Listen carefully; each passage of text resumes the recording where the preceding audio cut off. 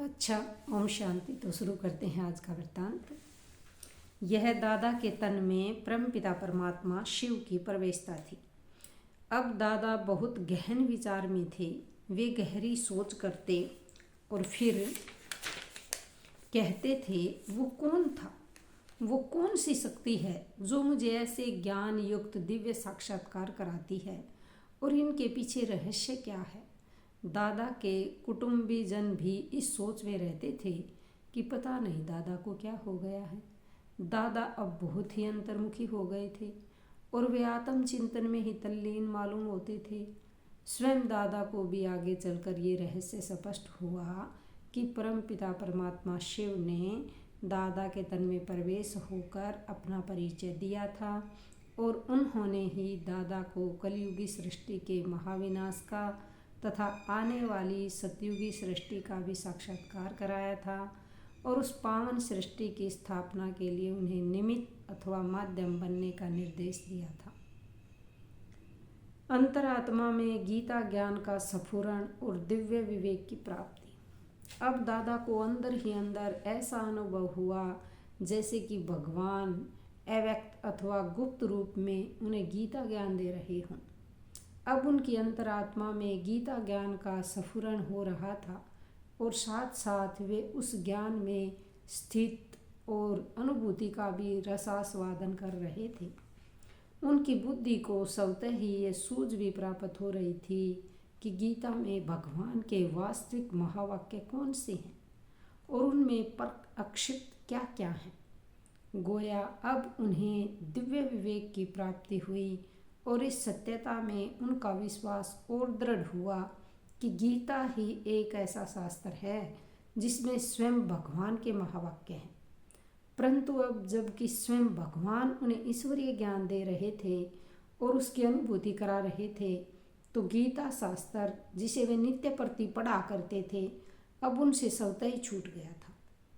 दादा को ऐसा अनुभव होता था कि वे अर्जुन हैं और स्वयं भगवान उनकी ज्ञान पिपासा तृप्त कर रहे हैं।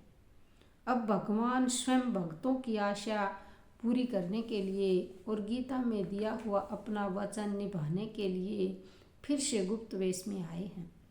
दादा को अब ये निश्चय हो गया कि मैं ये देह नहीं हूँ, मैं एक अविनाशी आत्मा हूँ, ये शरीर विनाशी है।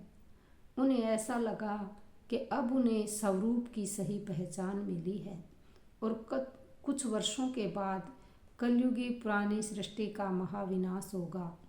इस प्रकार की गुप्त आवाज़ सुनकर वे अन्य मित्रों तथा संबंधियों को भी आत्मा का ज्ञान देकर उन्हें प्रभु के स्नेह में मगन अपनी नज़र से निहाल कर देते थे।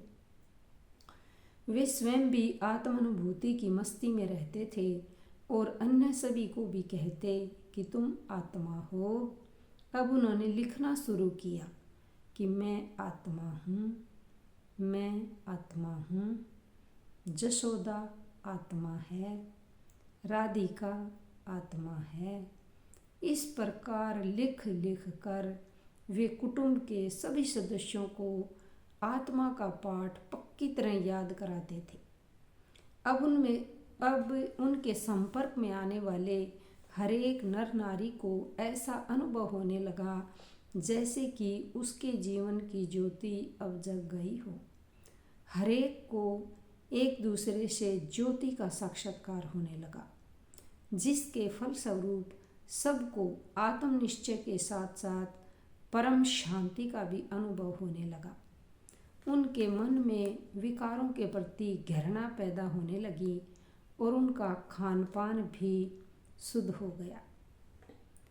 परमपिता परमात्मा शिव ने दादा के तन में प्रवेश करके अब नर नारी के खान पान, व्यवहार, दृष्टि वृत्ति आदि को शुद्ध किया और उनकी शिक्षा की व्यवस्था भी की।